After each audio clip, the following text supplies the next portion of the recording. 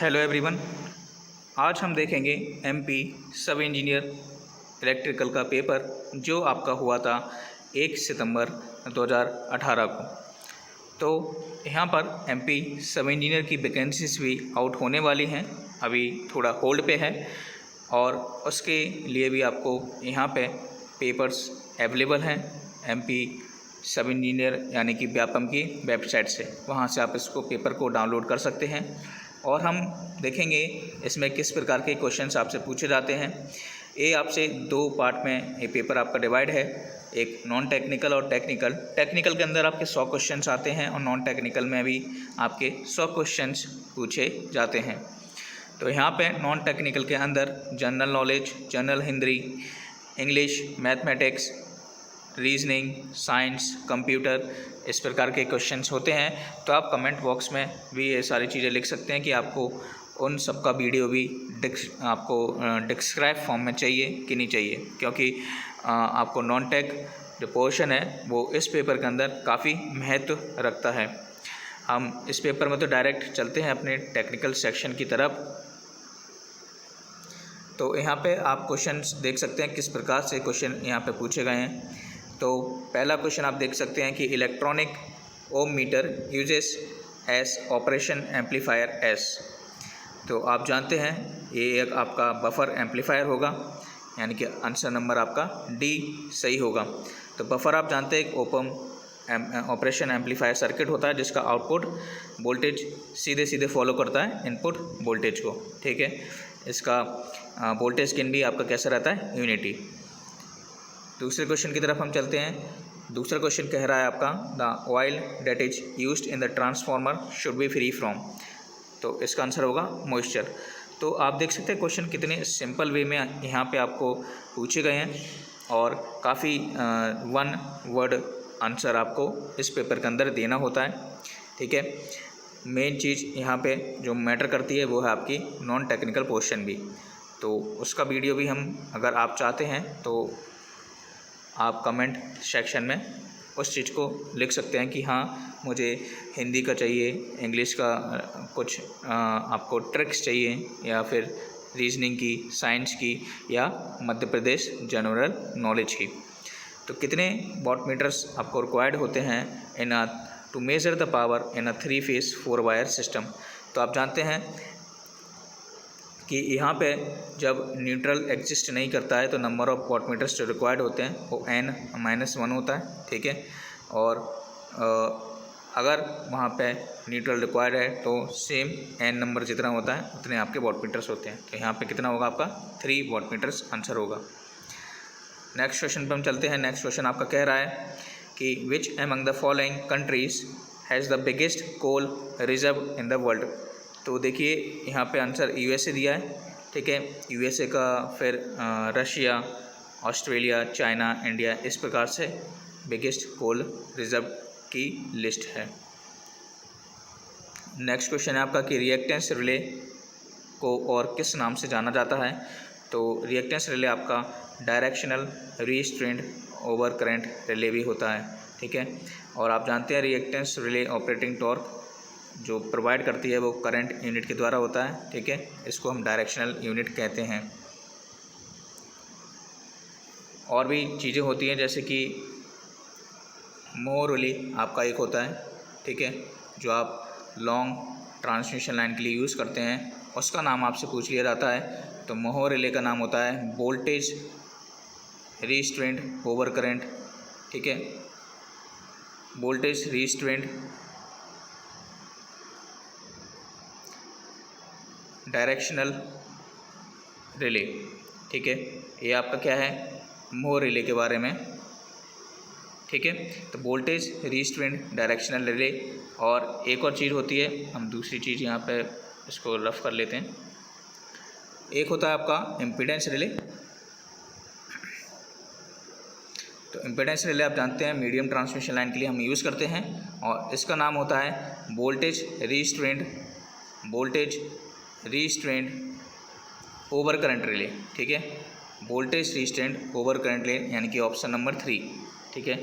तो यहाँ पे आपको ध्यान रखना है कि वोल्टेज रिस्ट्रेंट डायरेक्शनल रिले यानी कि 4th नंबर का जो ऑप्शन है वो आपके लिए मोह रिले के लिए है, और जो तीसरे नंबर का ऑप्शन है वो आपके लिए इम्पीडेंस रिले के लिए है। मोह रिले आपका लॉन्ग ट्रांसमिशन लाइन के लिए यूज़ होता है, और इम्पीडेंस रिले आपका मीडियम ट्रांसमिशन लाइन के लिए यूज़ होता है, और रिएक्टेंस रिले आपके लिए शॉर्ट ट्रांसमिशन लाइन के लिए यूज़ होता है। और इसका आंसर है it is a directional restraint over current relay. ठीक है, यूरेका क्या है? ठीक है, तो आप जैसे जानते होंगे यूरेका आपका एक एलॉय मटेरियल है जो कि निकल और कॉपर का बना हुआ होता है, जिसके अंदर 55% कॉपर होता है। ठीक है, 55% आपका कॉपर है और 45% क्या है आपका निकल है। नेक्स्ट क्वेश्चन पे हम चलते हैं। पीआईडी की फुल फॉर्म आपसे पूछी गई है। पीआईडी की फुल फॉर्म होती है प्रोपोर्शनल इंटीग्रल डेरिवेटिव। नेक्स्ट है IFMA का फुल फॉर्म आपसे पूछा गया है। IFMA का फुल फॉर्म होता है इंटरनेशनल फैसिलिटी मैनेजमेंट एसोसिएशन। आपसे पूछा गया है कि ऑल्टरनेटिंग नेम क्या होता है आर्क वेल्डिंग का।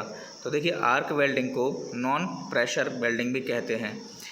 नॉन प्रेशर वेल्डिंग आपकी होती है आर्क वेल्डिंग, एक होती है कोल्ड वेल्डिंग, एक होती है फ्यूजन वेल्डिंग। फ्यूजन वेल्डिंग जो होती है वो आपकी नॉन प्रेशर वेल्डिंग होती है। ठीक है, तो नॉन प्रेशर वेल्डिंग का नाम जब आएगा उसको फ्यूजन वेल्डिंग भी बोलते हैं, और आर्क वेल्डिंग के नाम से भी इसको नाम बोलते हैं। तो प्लास्टिक और नॉन फ्यूजन वेल्डिंग भी होती है आपकी।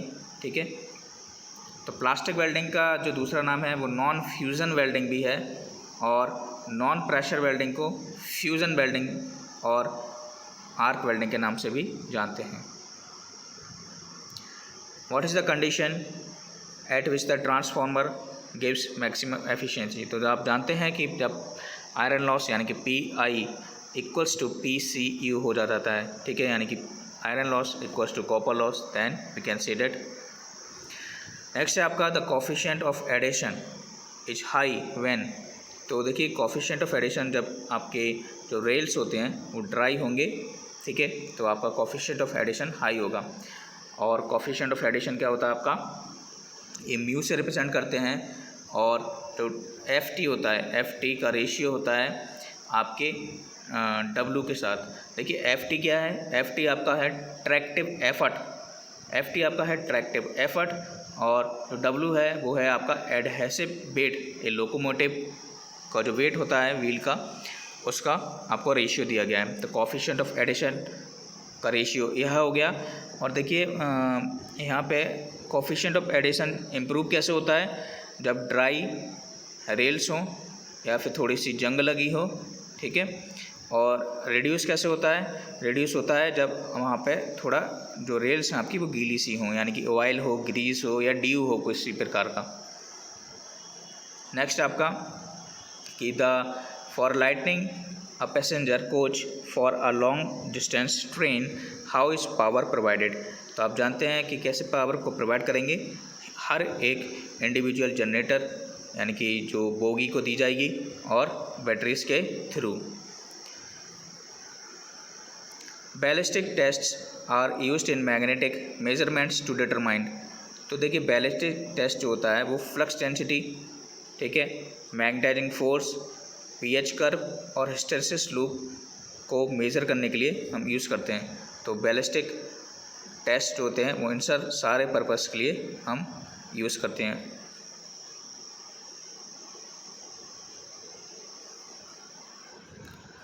नेक्स्ट आपका the drive that is suitable for mines when explosive gases exist.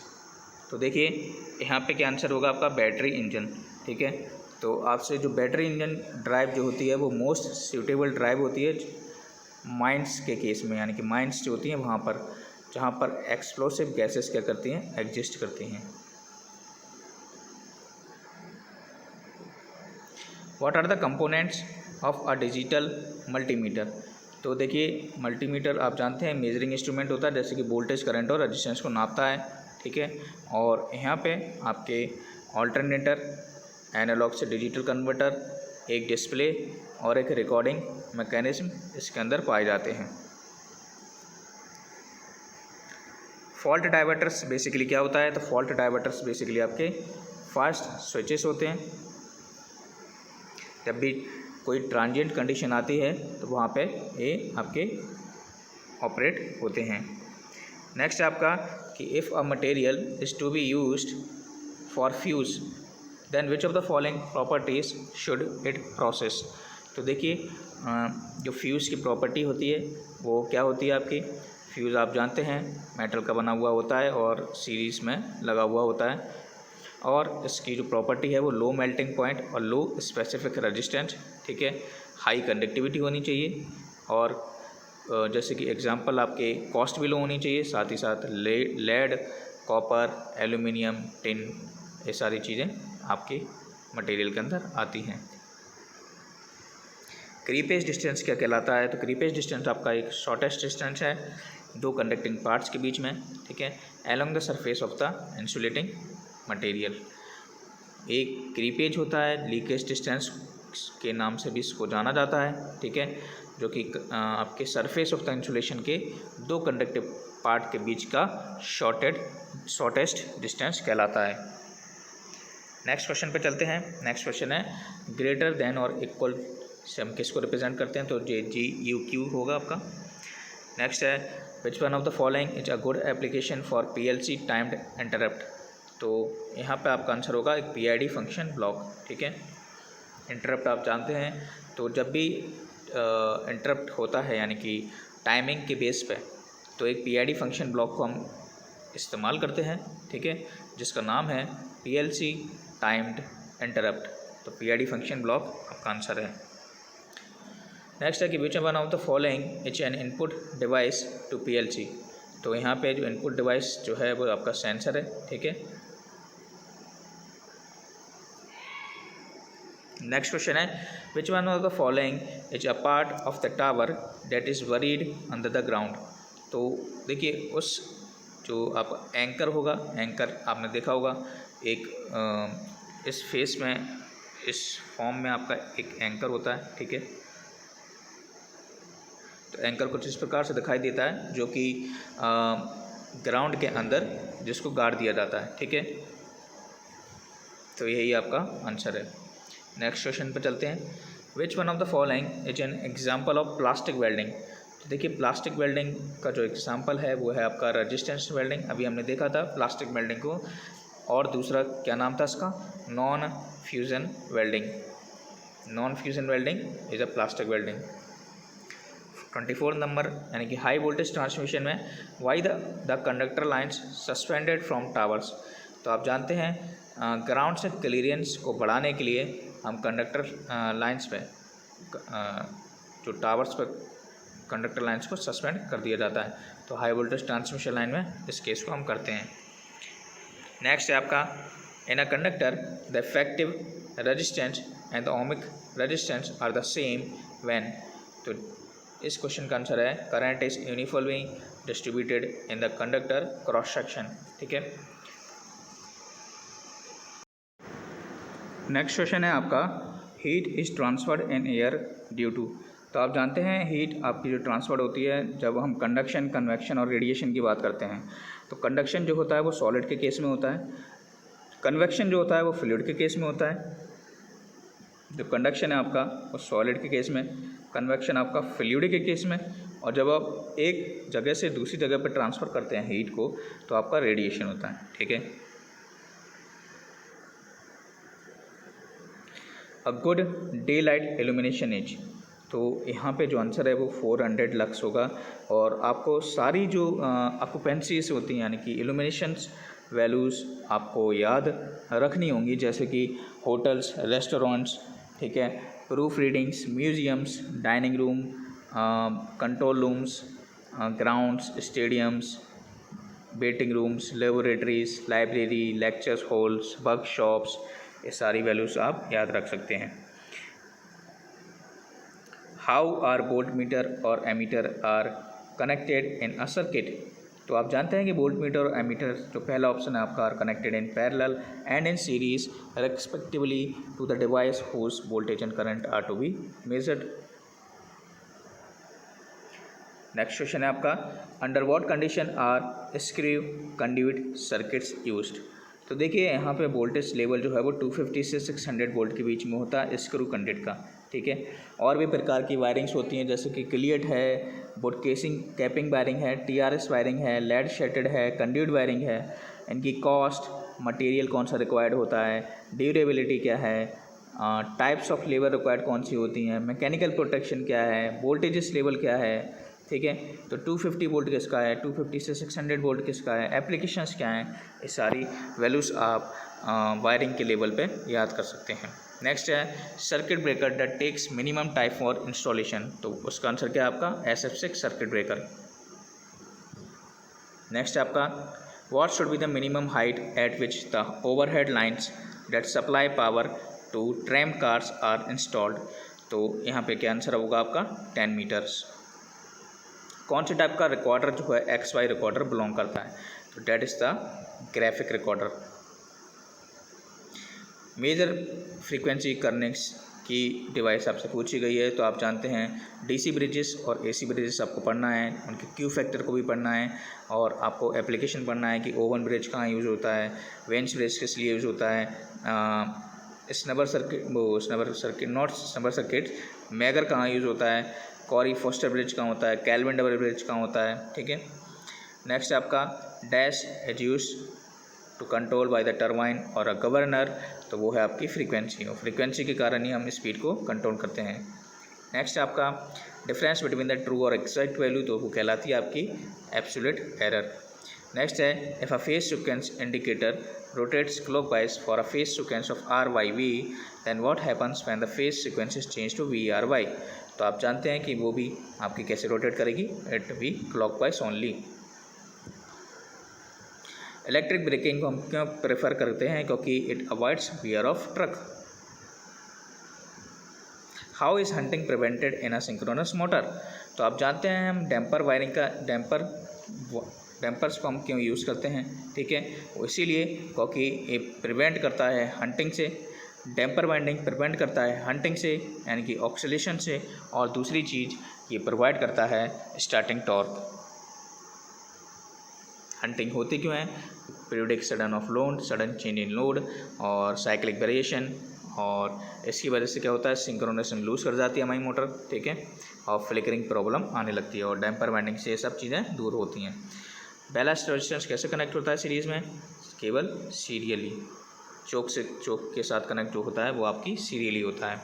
What type of rotor is used in high speed alternator, cylindrical rotor आपकी होती है, ठीक है, तो उसको दूसरे नाम होता है आपका नॉन सैलिएंट पोल टाइप। कौन सा स्टार्टर हम यूज़ करते हैं हाई रेटिंग के लिए, तो आपका रोटर रेजिस्टेंस स्टार्टर, क्योंकि एक्सटर्नल रेजिस्टेंस पर फेस को रोटर सर्किट में यूज़ करता है, जिसकी वजह से high value of torque produce होता है। सोडियम वेपर लैम्प कौन सी लाइट को एमिट करता है, तो इसका आंसर है येलो, ठीक है। The most important cause of power loss in a transmission line is, तो इसका आंसर आप जानते हैं रेजिस्टेंस होगा।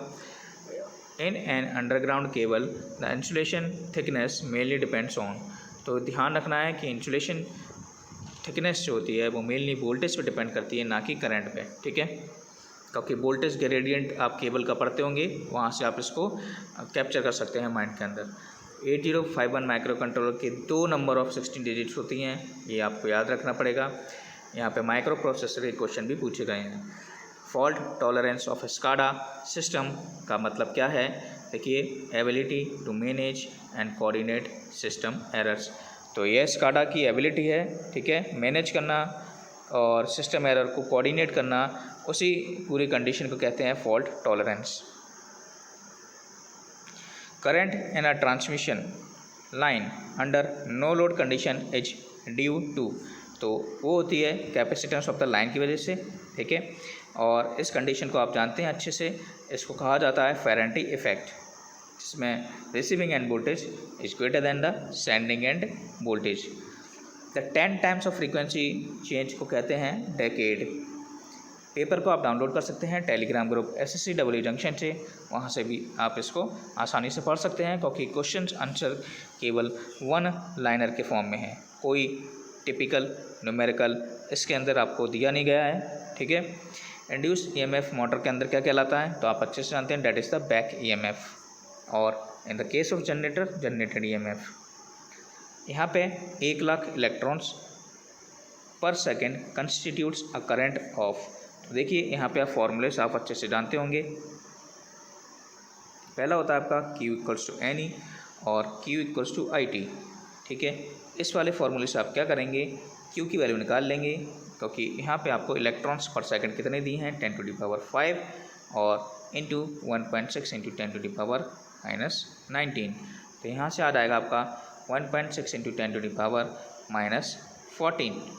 जैसे ही आपका ये यार आएगा, आप क्या करेंगे, I equals to Q/T apply कर देना है। ठीक है, next, with change in load the magnitude of change in terminal voltage of an alternator depends on। तो आप जानते हैं कि यहाँ पे डिपेंडेंसी जो होती है वो बोथ लोड करंट और पावर फैक्टर पे होती है। ठीक है, क्योंकि फॉर्मूलेस आप अच्छे से इसका जानते होंगे। Alternators are usually designed to generate power at, तो इसका आंसर है particular frequency, not particular frequency. यहाँ पे पर्टिकुलर फ्रीक्वेंसी, देखिए यहाँ पार्टिकुलर फ्रीक्वेंसी का मतलब क्या है, पर्टिकुलर फ्रीक्वेंसी का मतलब है कांस्टेंट फ्रीक्वेंसी। तो आप जानते हैं कांस्टेंट वोल्टेज होना चाहिए, कांस्टेंट फ्रीक्वेंसी होनी चाहिए, यानी कि BY/F आपको मेंटेन रखना है कांस्टेंट। एल्यूमिनियम को क्यों प्रेफर करते हैं, क्योंकि एल्यूमिनियम आपका चीप होता है and as compare to copper, और ज़्यादातर क्वांटिटी में आपका एल्यूमिनियम अवेलेबल है, और अच्छा खासा जो एलॉय हम बनाते हैं वो हम एल्यूमिनियम से ज़्यादा अच्छा बना सकते हैं as compare to the copper. Transformer आपका म्यूचुअल इंडक्टेंस पे वर्क करता है। ये है वो कहलाता है आपका टोटल हार्मोनिक डिस्टॉर्शन। और ध्यान रखेंगे आप, टोटल हार्मोनिक डिस्टॉर्शन का जो फॉर्मूला होता है, यानी कि THD इक्वल्स टू 1/डिस्टॉर्शन फैक्टर का स्क्वायर -1। और जो डिस्टॉर्शन फैक्टर होता है उसका फॉर्मूला क्या होता है, डिस्टॉर्शन फैक्टर होता है fundamental RMS value upon total RMS value. Next आपका क्या डिक्रीज करें to increase the capacity of the transmit power. तो आप जानते हैं हमें रिड्यूस करना होगा लाइन इंडक्टेंस को। ठीक है, क्योंकि पावर जो होती है वो इन्वर्सली प्रोपोर्शनल होती है आपके रिएक्टेंस से।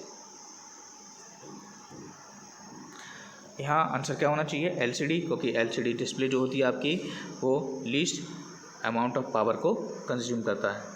नेक्स्ट आपका एक 100 kVA का 3300/440। देखिए यहाँ पे कुछ नहीं लगाना है आपको, बहुत ही सिंपल एक क्वेश्चन है, N2/N1 इक्वल्स टू V2/V1 बस।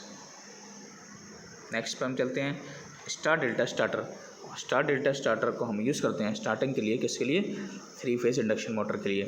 देखिए DOL starter, star delta starter, auto transformer starter, ये सारी चीज़ें आपको याद होनी चाहिए। कभी कभी तो ये पूछ लिया जाता है कि सबसे ज़्यादा HP के लिए कौन सा हम यूज़ करते हैं, तो ऑटो ट्रांसफार्मर स्टार्टर, और लो HP के लिए DOL स्टार्टर। बाकी के जो क्वेश्चन हैं आपको काफ़ी सिंपल हैं, हम देखते हैं कहीं न्यूमेरिकल अगर दिया हो। ठीक है, 61 क्वेश्चन पर न्यूमेरिकल दिया हुआ है, यहाँ पे हम देख लेते हैं ये क्वेश्चन कैसे होगा आपका।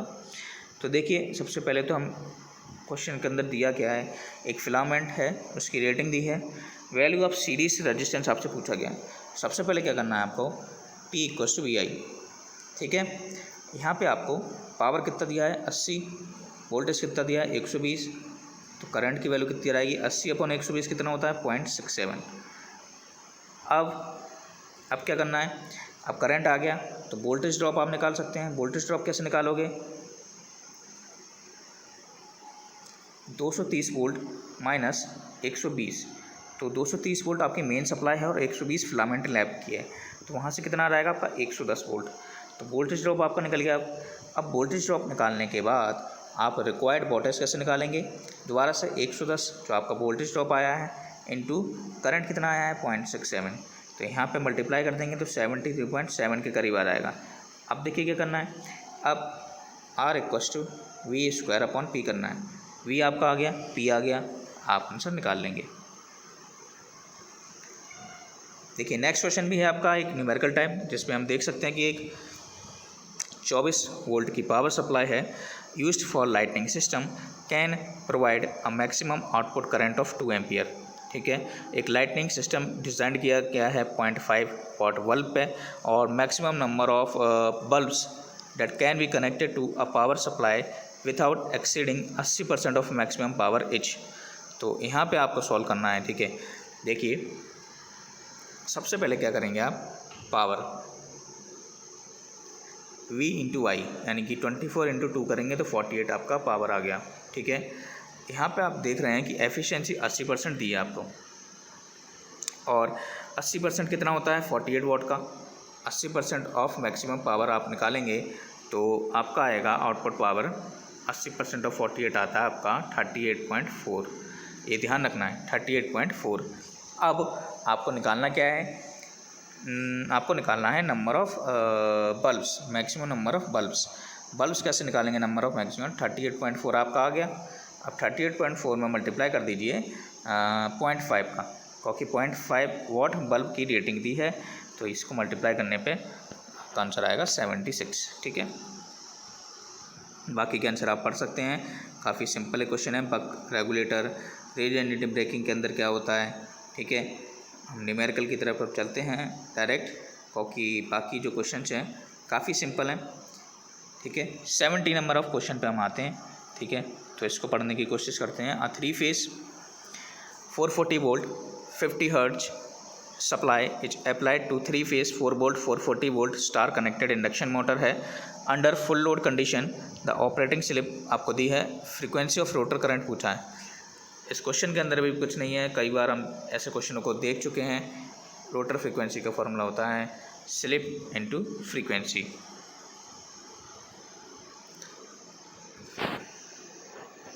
आगे के क्वेश्चनों पे हम चलते हैं।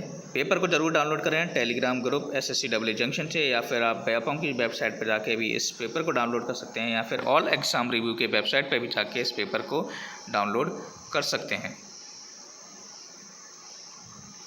बाकी की जो क्वेश्चन हैं आपके नॉर्मल से थ्योरेटिकल क्वेश्चन हैं, एक सिंगल लाइनर के प्रकार के, जिसमें आपको बिल्कुल भी तकलीफ़ नहीं होगी सॉल्व करने में।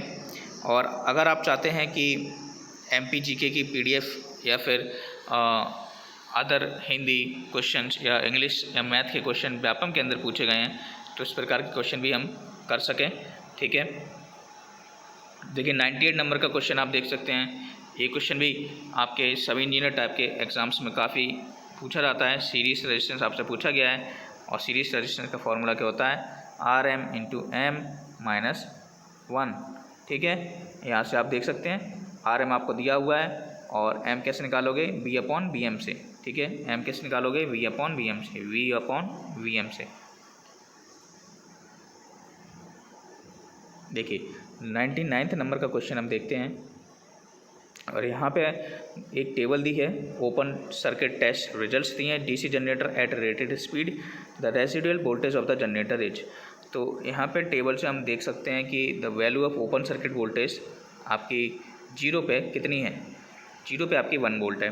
ठीक है, और the value of greater than 1 volt कितनी है आपकी 15 वोल्ट। ठीक है, तो यहाँ पे आपकी जो आंसर होगा 1 वोल्ट से ज़्यादा वाला, वो कितना होगा आपका 15 वोल्ट।